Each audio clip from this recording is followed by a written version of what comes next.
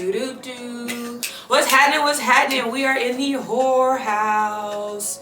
That's right. I am your girl with the hostess with the mostest, aka Samoa, and we doing live Q&A questions. In the house tonight, we got Temptation. Girl is one of the best dancers I know. She's G as fuck. She keeps it real, and she's a definite moneymaker on the floor. She's gonna keep it real with you guys. We got 10 questions that we're gonna ask her. And man, are you ready for it? Here we go. Let's do it. Bro, what do you go by? Have you changed up your names? How long you been doing it? What industry are you in? Okay, so I have been dancing now on and off for 10 years. I started back in 2015. Yes. I have had a couple of different names. My main name has been Temptation, but I've also gone by Kitty. I've gone by Vendetta because there was no other name. It was kind of, that name was kind of morbid, but yeah, it's kind of scary. But yeah, those are the names that I primarily use. And then online, my name is Erica Lynn. Shit, oh shit, that sounds like a porn star name. How'd you get started into the stripper industry, nightlife industry? Dancing at 18, and I really at 18 years old, I thought, like, you know, you come in, you dress up, you get pretty, dudes will just throw money at you. So I'm like, bet, okay, this can't be hard. But then I realized very quickly, it's so much more than that. You can't just show up and be pretty and be like, okay, I'm here, I'm pretty, give me money. So 18 didn't last very long. I danced at like 1 or 2 places and I was like, this is not for me. And then around 22, I started waitressing at Spearmint Rhino, actually, in West Palm Beach, Florida. And I started doing that, and I kind of got more hip and more privy to how entertainers interact with clientele. So from that point, I just kind of listened and latched on, and it was always there, but I was so worried about what are people gonna say and what are people gonna think if I'm a dancer and whatever. So I spent years struggling, couch surfing, like I went through the trenches of hell and back. And then one day I was working in one of my square jobs as a bartender. Yeah, I ended up going through this whole crazy traumatic experience. I was on my way to work, I was late, and as I pulled in the parking lot, they're like, you're fired. So I just said, what? Yeah, like, and what? I was like, you gotta be kidding me. So that week, I worked like 60 hours to make like $800 bartending. And I had a car I couldn't afford that I barely got into. And I was behind on bills and everything. And this one particular night changed everything for me. So I had all this money on me and I was supposed to stop at the bank. And I ended up not stopping at the bank, and I went to this event that was like a big street event for Halloween. She said, I ain't going to the bank, I'm about to go spend this moolah. No, I just wanted to get where I wanted to be. It wasn't even about spending the money. So I got there, I saw one of my friends, and I was so excited to see them. I had a little clutch, and I put it down, and I turned my back for like 5 seconds, and somebody stole my whole wallet. Ooh. And I was like, I worked so hard for this. So I went to all of my friends and my family, and I was like, hey, I need help. Like, I'm 3 car payments behind, my registration's overdue, I got no money, can you help me? And all anybody said to me was, oh, you got this, you can go get another job. And in that moment, it clicked for me, like, why do I care what anyone has to say about how I'm making my money? You're not putting clothes on my back, food in my mouth, you're not putting a roof over my head, you're not doing anything for me, so why should I care? And I took my last paycheck from that square job, and I went and bought some shoes, and I bought a bikini, and I showed up at the strip club, actually at Cheetah's in Pompano Beach to be exact. And I showed up and I was like, I want to work here. And they told me to go audition. And I didn't even take anything off. I was on my first song and some guy made it rain like $100 on me during my audition. And to me, at that time, someone throwing a whole $100 on me, like in 30 seconds, I was like, what? So I just, yeah, like I never looked back after that. And, you know, within 2 weeks, I had my car payments were made. I had money in the bank. And I want to say it was about 3 weeks after I started dancing, I actually came to Vegas for the first time as an adult. And I checked it out, and I came here and fell in love with this city. And I was like, I'm going to conquer it. Oh, conquer it. You hear that? Yeah. Mm-hmm. She said she gonna come in. So how do you feel about women customers coming into the strip club? Oh, man. Okay. She said, hold up. This is a loaded question, and I've actually had this, I've actually talked about this quite a few times this week. So I have no problem with female customers, but the problem is that depending on, you really just don't know the situation. You don't know the dynamic. You don't know, like, who is this woman with this person, right? So a perfect example, man and a woman come in. Is this your mistress? Is this your side piece? Is this your girlfriend? Is this your client? Is this your sister? Is it your mom? Is it, like, I don't know. So I just have a unique approach. I don't so much mind it. But I think that as long as the females are cool and they're understanding that it can be a really fun experience. But if they're like, you know, they're with these dudes and it's like, okay, you're bringing sand to the beach. Like, homie. We are the sand. I've had some stories. Like, I seen a whole woman one time, she got mad. Her man came in, two couples came in. I worked at the Double D Ranch in West Palm, and these two women came in with their boyfriends, whatever. They ordered steaks and sides and like everything. And she went to the bathroom, and her man came up to the stage to come tip me. And next thing I know, Menace to society. You see this motherfucker menace to society right now. Also, next thing I know, like this dude's tipping me, and all of a sudden, I see steak flying, food flying, cups are flying, and she's flipping out trying to like beat his ass, and she's like, what do you think you're doing? You giving these hoes your money? And I'm like, why are you here? Like, did you come for dinner and a show and you thought you weren't gonna like have to tip? Like, all I know is that next thing I know, security comes, they grab her, they're escorting her out, and everybody in the entire building started applauding. So as a dancer, they're known as not W-9 workers, they're known as independent contractors. Most women want to know, have you ever filed your taxes while dancing? Are you hiding money from the government? Absolutely not. Actually, I have had an LLC since 2018, and I very responsibly file all my taxes. I tell girls all the time, like, you need to be on your game, because at the end of the day, you could be making however much money you're making, but if you have no proof of income, you can't do anything with it. You can't buy a house, you can't get a loan, you can't do a lot of things. So it's actually really important to pay your taxes, but depending on how much you make, you know, you want to go through having like an LLC or an S corp or something of that nature, because that's going to help you with your financial aspect of actually being able to prove your income, so you can do something with it other than say, oh, I have all this money. Like, it amazes me how many girls, they'll be like, yeah, I got money, it's sitting in my cooler, in my shoebox. I'm like, what? What are you doing? Like, you don't want to put your money in the bank necessarily, but like, just, I don't think a lot of women understand everything that we do as independent contractors counts as a tax deduction. Your hair, your nails, your makeup, your shoes, your clothes, everything. And then if you're traveling as a dancer, that's also a business write-off. Your flights, your hotels, your car rentals, your gas, your food, it's all business expenses. So You hear that, bitches? Do your taxes. yeah, do your taxes. Get on it. Get on it. This viewer, oh yeah, this is such a good one.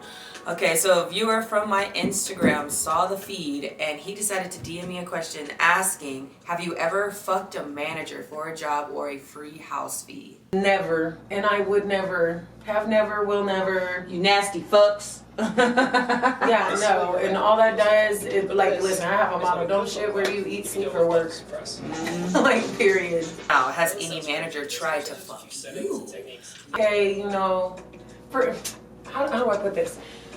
I had a time that there was a manager who like tried to pull me back into an office, and this is when I was a baby dancer. Like I didn't know any better, but like he did his audition or whatever, and then he was like, "Oh, you need to come in my office," and he's like, "Oh, I need you to take everything off," and I'm like, "Okay," so I'm standing there, and then he's like, "Oh, turn around," and I'm like, "Okay."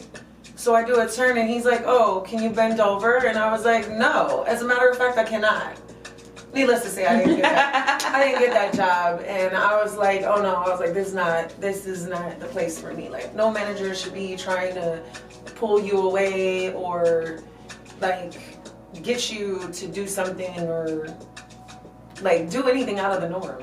You should want to just go in, do your audition, dance. It's a yes or no, and I have actually even been told no at many clubs, and I'm okay with it. Okay, see? Boss. Listen, I tell them I might not be your cup of tea, but I'm somebody's glass of champagne. I'm just saying. Speaking of that, how do you feel when men start talking down to you, talking trash, trying to make you feel down and out? What is your reaction to them? Like, how do you respond to them? Okay, see? Boss. Listen, I tell them I might not be your cup of tea, but I'm somebody's glass of champagne. I'm just saying. Speaking of that, how do you feel when men start talking down to you, talking trash, trying to make you feel down and out? What is your reaction to them? Like, how do you respond to them? I asked them if they kiss their mothers with that mouth. Yeah. I look at them and I let them know. I'm like, excuse me. Like, I've walked up to guys and straight up, they're like, I walked up and I'm like, hi. And they're like, well, you suck my dick? And I'm like, excuse me? Like, what did you just say to me? And I'm like, let's back this up. And I let them know, like, I'm somebody's daughter, somebody's sister, somebody's niece, somebody's somebody. And if I had all my clothes on, you would not be talking to me like that on the street, period. So, like, act up, you could get smacked up. I'm not the one. God. And if they get smacked up. Yeah. Okay. Now, have you ever gotten off or turned on with a customer from the club, whether you were doing a dance with him, whether you were talking to him, were you really feeling the vibes? So, yes and no. I always keep this boundary of like, I don't care how cute, like don't get me wrong, it's a perk. And you know what I'm talking about. It's a perk when you have someone that's like actually physically attractive that you get to dance for. It makes it so much more fun. But like ultimately it doesn't matter. Like I never allow that boundary to be crossed of like I'm actually getting aroused or getting off. Like they don't deserve that. They don't deserve the privilege of knowing that I'm getting off even if I wanted to. Like, no. I wouldn't, but that's just a me thing. Like, I know maybe other girls, like, they be on that, but. Viewers, your craziest travel dance experience? I mean, so anytime I travel, I consider it to be like a workation. Right? Because I get to work, I get to make money. So I can say one of my favorite places to go and actually work is the Keys. And I love working in Key West. So I had one night that I made like crazy money because I had these two guys that were like fighting over my attention. So it was like a pissing contest between the two of them. So like one's like, oh no, I want to dance. I want a $100 dance. I'm like, okay. Then the other guy's trying to grab me and he's like, oh, I want to take you for a dance. I'll pay you $100. I'm like, oh, he paid me $150. I'll give you 200. I'm like, oh, okay. So then I go dance with that guy, then the other guy comes back. And he's like, I want another dance. Forget that guy. And I'm like, great. He just paid me $250. He's like, I give you $300. Money War Mondays, ladies and gentlemen. No, I love it. I love it so much. Like when I'm getting fought over, it's great. I'm I'm like, please, who wants to throw the most money? This is the problem that a lot of young women have. When they start working in the club, they get addicted to it. They feel like there's nothing else and they feel like they can have a whole career dancing.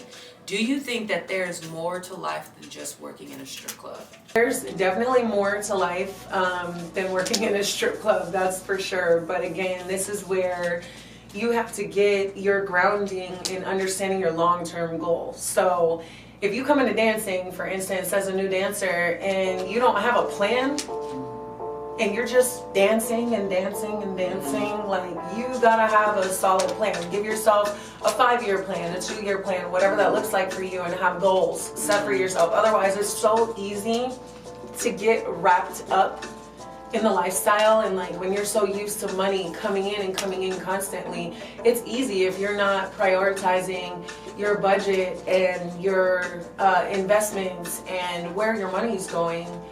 It's easy to just blow it. So, you know, again, getting financially literate, smart, getting with a CPA, getting with a financial advisor, doing all of those things. Those things are again, they're really important. So you can get out of dancing, but I mean, I know women. They just pulled that off the wall. Bro, I don't know how many times I'm gonna say, but this cat is a menace to society. Stop. Why are you tearing apart my wall? That's kind of my thing. It is possible to get out of it, but you gotta have a plan. So I know women that are in their like late 40s, 50s, like there's a girl that I worked with, and I don't even listen. I'm convinced she has to be like a superhuman or something, because this girl doesn't age. She looks like the body of a teenager, but she's like in her 50s. Damn. And she still dances, no kids, no obligations to not a soul. Just take care of yourself, ladies. Yeah, like take care of yourself. But she owns, 2 houses, multiple cars. But I think she just is so like in the game. She can't get She out just of it. enjoys it. Like, what else is there to do? Plus, not for nothing, I don't know if anyone else who's experienced this. It's really hard when you're used to making, let's say on a bad night as a dancer, you're making $500 a night. You go work a square job, I don't care what you're doing, you're not making $500 on a bad night. Like, that's a really, really good night in the restaurant industry or something like that. So when you have that duality of like, okay, I'm gonna stop dancing, I'm gonna go get a normal job, it humbles you. This is one of my favorite questions. Here we go. Every girl I know since I wanted to start this podcast, every girl I know always wants me to ask this question.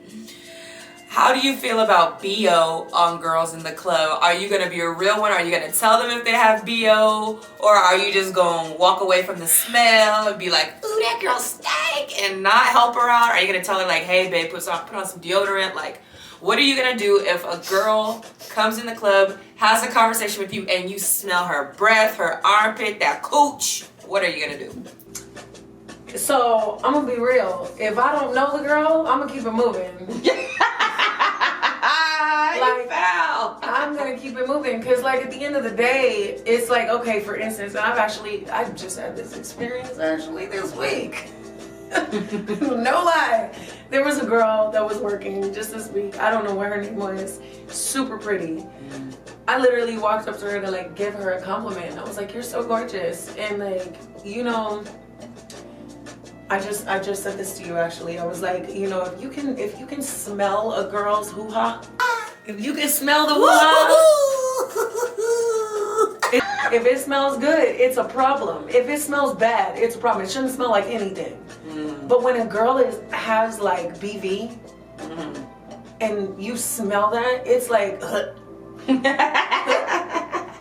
like how do you not smell yourself? But again, it's how do you even approach that question or that situation to like even someone like if I came up to you and I'm like, Samal, listen, we gotta talk. You'd be like, what you talk about, Willis? I would want you to tell me if my pit is reeking, bro. Like, anyway, if we're out in public, please tell me, and I will go and wash my pit. I get it. Like, especially if someone just slapped their armpit in my face, be like, "Hey," and they're trying to hug you. You're like, ugh. Yeah. All right, last one. Do you have any advice for anyone new coming into the industry? What are you gonna tell these girls? Oh my gosh, that is such a broad question. What is the number one thing you want to tell these women when they are entering into the nightlife industry in Las Vegas? Nightlife industry in Las Vegas.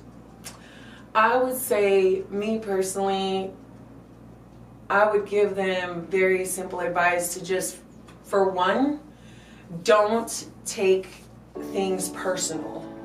If someone rejects you, keep it moving. It's a numbers game. You're not gonna be everyone's favorite, no matter how pretty you are, how outgoing you are, how vibrant you are, how fine you are, how thick you are, so just like I was just saying, like, there's somebody for everybody, and you have to really go in with good energy and understand, like, this is not just show up and be pretty and guys are gonna give you money. You gotta know how to talk. And if you don't know how to talk, you're gonna get played and ran over every single time. You gotta understand that you are the prize. You hear that? You should know your value. Know your value, know your worth. Your value, know your worth, and don't let these men try to talk you down or tell you, like, you say, okay, this is my price, and they go, oh, well, I only have this. All right, cool. Or like when guys will say to me, even, they're like, oh, well, that girl's only charging this much. And I'm like, great, you get what you pay for. She's her and I'm me. Like, do you want a Toyota or you want a Ferrari? Like, and the truth is, you hear that? Know your worth. and every woman, I don't care who they are, every woman is going to cost a man money, period. So you just gotta find one that fits your budget and stay in your lane. There's way less traffic when you do that, just know. You heard it right here in the whorehouse, guys. I'm the hostess with the mostest, aka Simone. We got Temptation. Hey. Woo! You guys wanted live Q&A questions with girls that are in the nightlife industry, which means strippers, OnlyFans stars, Twitch famous Effie is coming on. Da-da-da-da. We also got bottle service girls, VIP host, and of course, we've got 21 entertainers. We are only on episode 7, ladies and gentlemen, so stay tuned. Whorehouse signing out. Hey!